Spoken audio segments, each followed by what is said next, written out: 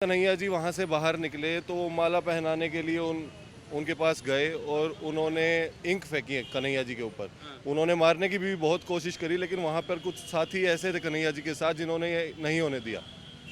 तो जैसे ही उन्होंने इंक फेंकी तो कन्हैया जी को पीछे कर चुके थे लोग जो उनके साथ थे, और जिन लोगों ने उनको पीछे किया था उन लोगों के ऊपर वो झपट पड़े।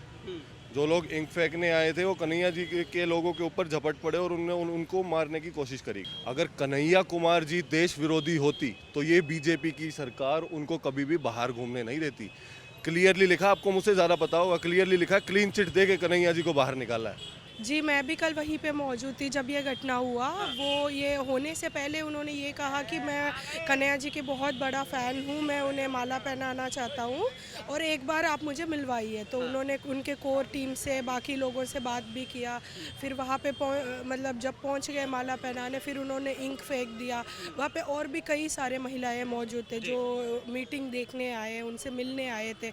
उन्होंने ये ज़िक्र भी नहीं किया कि ये महिलाएँ हैं, उनकी सेफ्टी भी करना चाहिए। ये नहीं, मतलब what I say is these are very cheap tactics which BJP party is playing. ये भारतीय जनता पार्टी और मनोज तिवारी और प्रधानमंत्री जी के दल द्वारा बहुत ही घटिया, गिरी हुई, तुच्छ किस्म की राजनीति की जा रही है।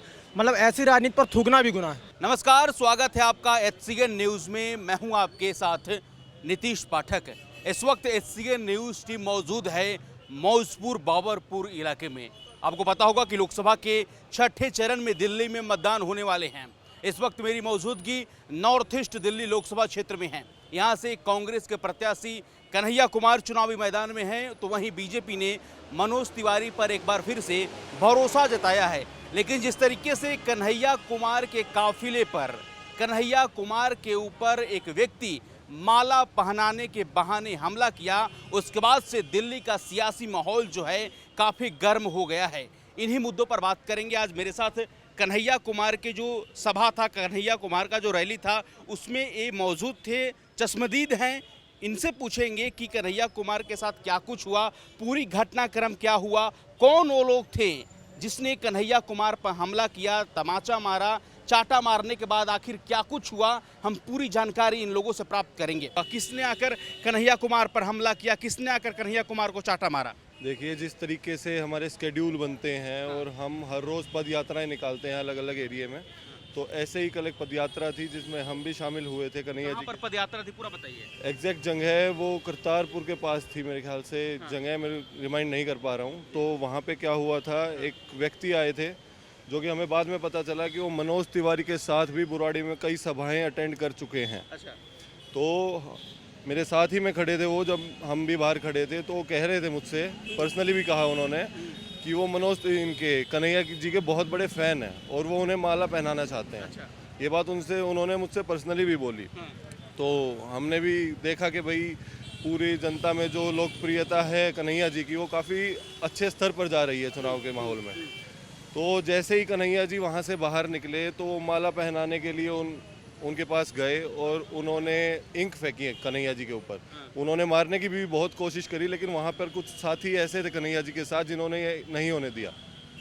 तो जैसे ही उन्होंने इंक फेंकी तो कन्हैया जी को पीछे कर चुके थे लोग जो उनके साथ थे, और जिन लोगों ने उनको पीछे किया था उन लोगों के ऊपर वो झपट पड़े। जो लोग इंक फेंकने आए थे वो कन्हैया जी के लोगों के ऊपर झपट पड़े और उनको मारने की कोशिश करी गई। अच्छा, कितने लोगों के समूह में वो व्यक्ति आया था कन्हैया कुमार पर हमला करने? टोटल 6 लोग थे। 6 लोग थे, जिसमें एक दाढ़ी वाले जो थे वो मेन थे, जिनके हाथ में माला थी और इंक थी। तो ऐसा था, और कुछ आपके जैसे मीडिया वाले भाई भी वहाँ पे मौजूद थे और वो वीडियो बना रहे थे। और वीडियो में ये सारा मैटर होने से पहले उन्होंने वीडियो में बोला था कि अब देखिए कन्हैया जी के ऊपर हमला होने वाला है। ये हमला होने से जस्ट ये लगा लो 5 सेकंड पहले मीडिया के एक भाई ने ये बोला कि ये देखिए कन्हैया जी के ऊपर हमला होने वाला है। तो इससे ये चीज़ बिल्कुल साफ होती है कि कई मीडिया के भी, आपके बारे में नहीं कहूँगा मैं, बुरा मत मानिएगा, कई मीडिया में भी ऐसे लोग हैं जिनको ऐसी चीज़ें पता होने के बावजूद भी वो इसके ऊपर कोई एक्शन नहीं लेते। बस अपनी एक TRP के लिए, अपने एक चैनल को ऊपर ले जाने के लिए वो ऐसा सब कुछ होने देते हैं। कन्हैया जी के बिल्कुल साथ में चल रही थी और उनके ऊपर भी ये हमला हुआ था। तो आपके चैनल के माध्यम से मैं एक बात ज़रूर कहना चाहूँगा जनता को कि प्लीज़ हाथ जोड़ के मैं बहुत बोलता हूँ, चुनाव है, चुनाव की तरह लड़िए। अगर 10 साल से मनोज तिवारी जी यहाँ के सांसद हैं तो उनको ये सारी हरकतें करवाने की ज़रूरत नहीं है। अगर वो लोगों के बीच में आए होते, उन्होंने लोगों के लिए काम करे होते, तो ऐसा उनको करने की जरूरत नहीं पड़ती। जब वो कहीं पे भी जाते तो लोग उनको खुद वोट देते, बिना कहे वोट देते।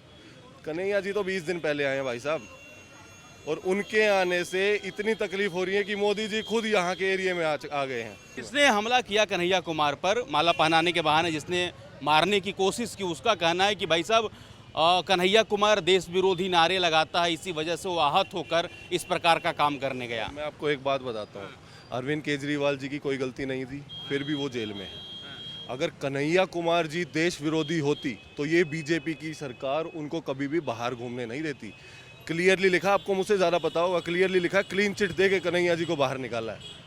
तो अगर वो देशद्रोही होते तो हमारे यहाँ की जो कोर्ट हैं, जो जज हैं, वो फैसला करेंगे। वो लोग फैसला करने वाले कोई नहीं होते। आप समझ रहे हैं मेरी बात को? अगर लोग ही आज के टाइम पे फैसला करने लगे कि कौन देशद्रोही है और कौन देश प्रेमी है, तो तानाशाही है, बिल्कुल डिक्टेटरशिप है। मैं आपके चैनल के माध्यम से ये बात बोलना चाहूँगा कि ये देश डिक्टेटरशिप की तरफ जा रहा है, और हम लोग ही वो लोग हैं ग्राउंड पे जो इस चीज़ को रोक सकते हैं। वरना आज से 10 साल बाद हम सोचेंगे कि एक ही पार्टी थी और एक ही चुनाव है, चुनाव भी हो रहे, लेकिन पार्टी तो एक ही जीत रही है। अक्षिता, क्या कहेंगी? कन्हैया कुमार पर हमला हुआ, एक व्यक्ति माला पहनाने के बहाने आया, चाटा मारने की कोशिश की, इंक फेंका उनके ऊपर, क्या कुछ घटनाक्रम था? जी, मैं भी कल वहीं पे मौजूद थी जब ये घटना हुआ। वो ये होने से पहले उन्होंने ये कहा कि मैं कन्हैया जी की बहुत बड़ा फ़ैन हूँ, मैं उन्हें माला पहनाना चाहता हूँ और एक बार आप मुझे मिलवाइए। तो उन्होंने उनके कोर टीम से, बाकी लोगों से बात भी किया। फिर वहाँ पे मतलब जब पहुँच गए माला पहनाने, फिर उन्होंने इंक फेंक दिया। वहाँ पे और भी कई सारे महिलाएँ मौजूद थे जो मीटिंग देखने आए, उनसे मिलने आए थे। उन्होंने ये जिक्र भी नहीं किया कि ये महिलाएँ हैं, उनकी सेफ्टी भी करना चाहिए। ये नहीं, मतलब what I say is these are very cheap tactics which BJP party is playing not only in Delhi and in other places, क्योंकि वो डरे हुए हैं। अब उनको लग रहा है कि हम चुनाव हारेंगे, तो यही एक तरीका है जिससे वो अपना पावर दिखा सके। लेकिन उनका कहना है कि जिस तरीके से कन्हैया कुमार के ऊपर आरोप है कि देश विरोधी नारे लगाते हैं, अफजल हम शर्मिंदा है, तेरे कातिल जिंदा, इस प्रकार के नारेबाजी होती है, इससे आहत होकर वो वहाँ पर गए हुए थे और इस प्रकार का हरकत उन्होंने किया। ये सब एक प्रोपेगेंडा है। अगर इन सब चीज़ों पे अगर लोग यकीन कर रहे हैं तो यूपी में ब्रजभूषण की बेटे को टिकट क्यों दिया गया? ये जनता नहीं देख रही है, ये लोग नहीं देख रहे। वहाँ बेंगलुरु में प्रज्वल रेवन्ना और उनके पिताजी को, उनको बेल क्यों मिल गया 2 दिन में? जबकि एक सिटिंग चीफ मिनिस्टर है केजरीवाल जी, कोई इन्वेस्टिगेशन नहीं हुआ, कुछ भी नहीं हुआ और उनको जेल में बिठाया गया। लेकिन प्रज्वल रेवन्ना के पिताजी को 3 दिन में बेल मिल गई। क्या कहेंगे कन्हैया कुमार के ऊपर जिस तरीके से हमला हुआ, उसके बाद से वहाँ पर नारेबाजी भी हुई, उनके ऊपर इंक भी फेंका गया, आप लोग क्या कहिएगा? जनता क्या कहेगी इस पर? जनता ये कह रही है कि ये भारतीय जनता पार्टी और मनोज तिवारी और प्रधानमंत्री जी के दल द्वारा बहुत ही घटिया, गिरी हुई, तुच्छ किस्म की राजनीति की जा रही है।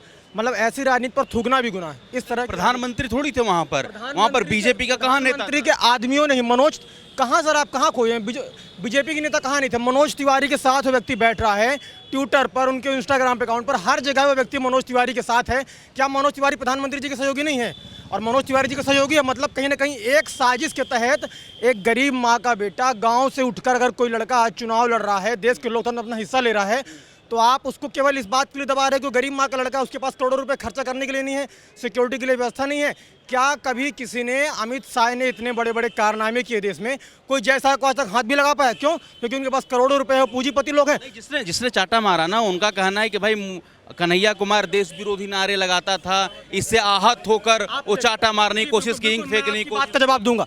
आप बताइए, इस देश में सर्वोच्च संस्था क्या न्यायपालिका है कि नहीं? न्यायपालिका में भरोसा है आपका? तो जब न्यायपालिका ने कन्हैया कुमार को बरी किया है, न्यायपालिका ने कन्हैया कुमार को मुक्त किया है, न्यायपालिका ने कन्हैया कुमार को पूरी तरह से स्वतंत्र किया है, दोषी करार नहीं दिया है, निष्पक्ष रूप से न्यायपालिका ने कन्हैया कुमार को कहा है कि आप दोषी नहीं हैं, वो वीडियो फर्जी है, डॉक्टरेट है, तब आप कैसे कह सकते हैं कन्हैया कुमार आरोपी? जब उसको न्यायपालिका ने बरी कर दिया है, तो इस देश में न्यायपालिका से बड़ी तो कोई संस्था है नहीं, और न्यायपालिका ने कन्हैया कुमार को क्लीन चिट दी है।